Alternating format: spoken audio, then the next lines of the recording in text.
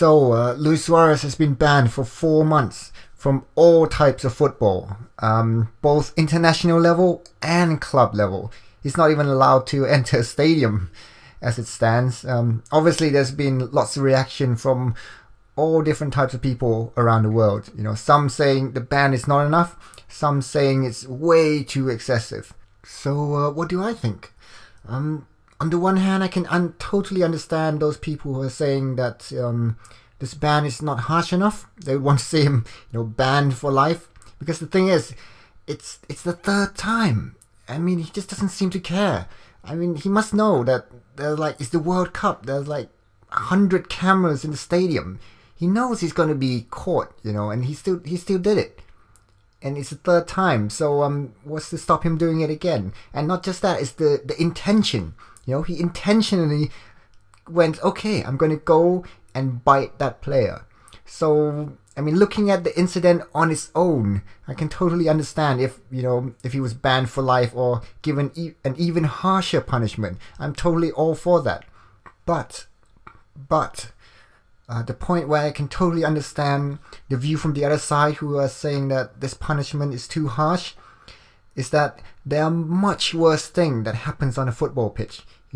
Intentionally elbowing people in the face, intentionally going in with a high tackle, leaving the studs in, intentionally trying to injure another player, and maybe sometime feigning that you're trying to actually win the ball and you just mistime the challenge. Those are much worse.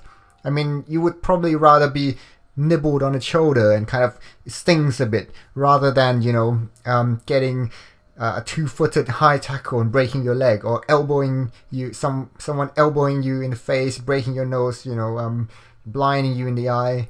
But, and here's another but, I don't think the solution is to let Suarez off with a lesser punishment.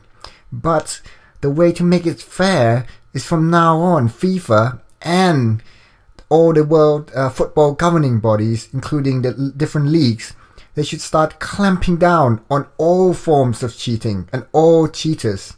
It's something I wish they had started doing for quite a long time now. Just to retrospectively ban these cheaters who gets away with it, with things on the pitch. And not just dangerous tackle.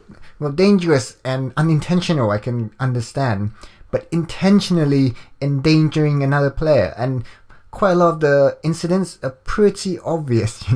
We've discussed it every weekend after the Premier League or La Liga. You see pundits talking about, that tackle was way too high, or that jump into his back, or the elbow into the face, was intentional. And you can see it in the video. It's quite clear.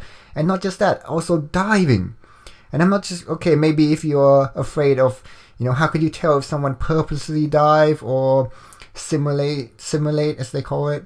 Well, it's quite obvious. If you don't want to be too harsh, then just start with the most obvious ones, like let's say Rivaldo in the World Cup. Remember when the Turkish player kind of chucked the ball at him for the corner gently, it kind of bounces off his knee with the force that couldn't even kill an ant, and he suddenly, for some reason, put his hand to his face and fall to the ground, rolling around for half an hour, saying the ball hit him or something, and the Turkish players got sent off. I mean, that is the kind of thing that they should start punishing and coming down hard on. I mean, that's the kind of thing that when players get away with that, I just get so angry. I mean, it's so unfair to all the other good players. I mean, and once that happened, once a player did that, no matter how good he is at football, I just lose all respect for him. I mean, he won the World Cup that year. So what? You won a medal saying you're the best at kicking around a leather ball when you have no integrity and honor. So what? You're just a horrible person who's good at kicking a plastic ball around. You mean nothing to me. That's why no matter how good a player is, I can never like or support them if they behave like this. And that's why my favorite players are those that behaves like gentlemen both on and off the pitch. Anyways, my thought on the matter is basically this. Looking at the incident on its own, the ban is totally justified. It could have been even harsher, in my view. But to make things fair, they should also clamp down on other incidents, which are just as bad or even worse than this incident.